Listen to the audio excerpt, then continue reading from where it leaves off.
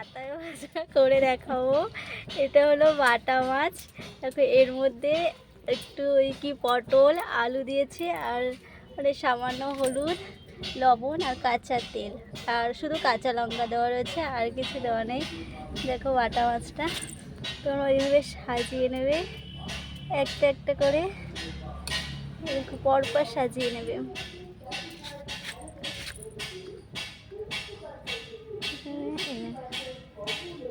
কলা পাতাটা কিন্তু ভালো করে মুছে নেবে। আর এই সর্ষের তেল দিতে হয় না, একটু তার মধ্যে কলা পাতাটার মধ্যে একটু সর্ষের তেল মাখিয়ে নেবে, তাহলে লেগে যাবে না।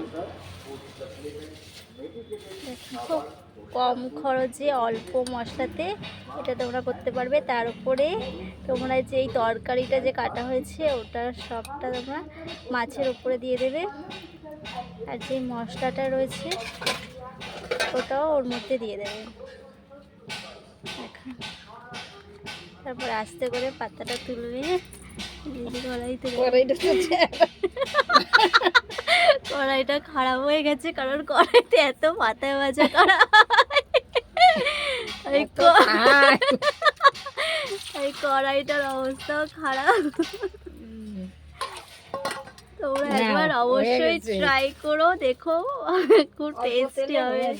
অল্প তেল লাগে, মশলাও অনেক কম লাগে। ব্যাস আজকের মতন বাই, পরে নেক্সট ভিডিওতে আবার কিছু দেখাবো।